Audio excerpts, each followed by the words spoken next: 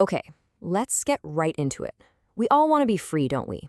It's a universal human desire. But what if our whole idea of freedom, the freedom to choose, to buy, to do whatever we want, what if it's fundamentally flawed? Today, we're going to explore a really radical redefinition of happiness and freedom, drawing from the incredible teachings of the Buddhist monk Ajahn Brahmali.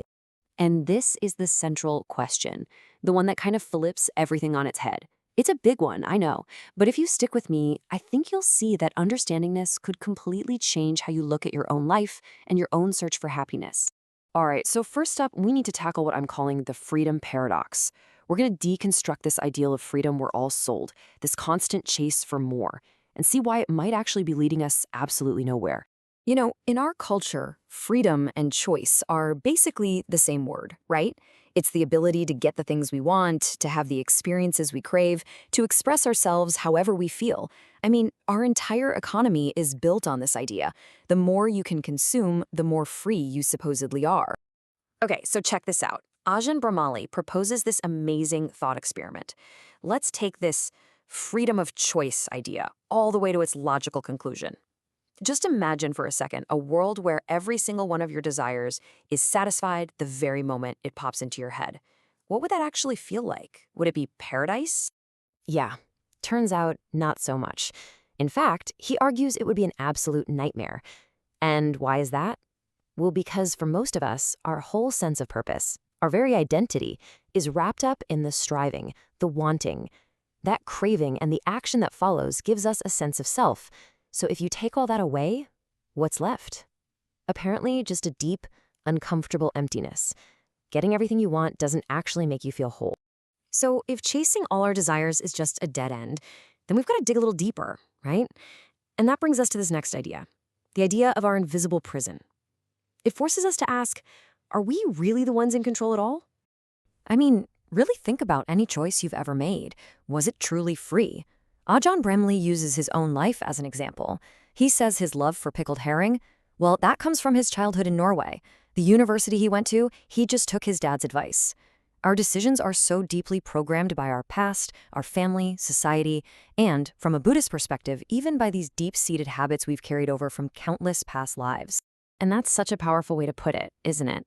We think we're the ones driving, but most of the time, we're just running an old program.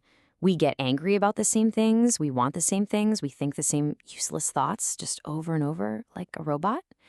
Our ancient habits are in charge, not us. And this quote just nails the whole illusion. We think we're exercising our freedom, but from this point of view, we're really just prisoners choosing our favorite color for the cell walls. Do you want the steel fetters or the aluminum ones today? The real problem isn't the color of the walls, it's the fact that you're in a prison to begin with. Okay, so if freedom of choice is just about redecorating our own prison, then what's the alternative? And this is the real turning point here. This is about finding freedom from within. It's no longer about getting a nicer cell. It's about finding the key and walking out the door. And here's the crucial difference laid out, side by side.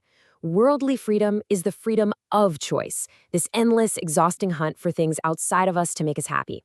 The spiritual path offers freedom from choice, an internal journey to realize we are already whole, we are already complete.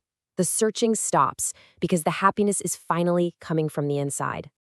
So this inner journey sounds great, but what does it actually look like? This isn't just some vague philosophical idea.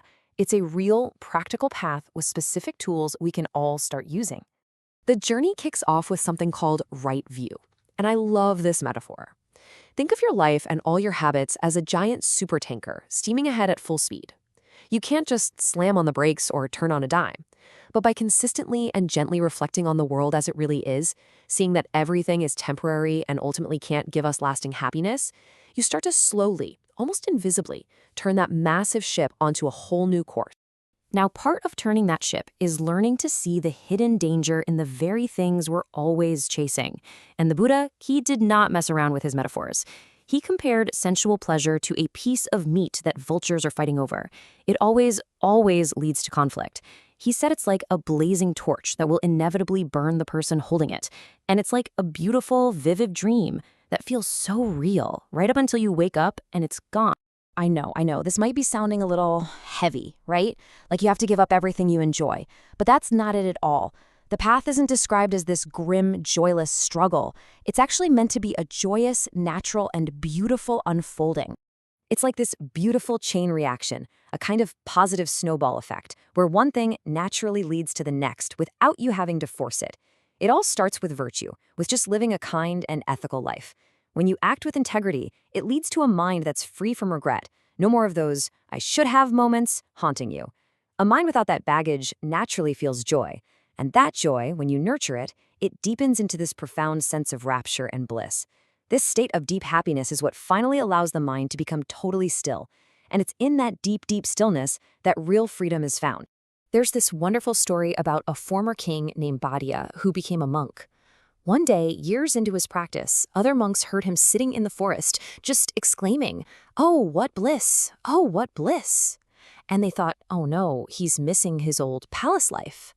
But he explained that the bliss he felt right then, completely free from craving, with no more choices to make, was so much greater than any royal pleasure he had ever experienced as a king. And that, right there, is the goal. That's the destination. True freedom isn't about getting everything you want. It's about reaching a state of such profound inner contentment that you don't want anything at all. The search is finally over, because you realize you're already complete.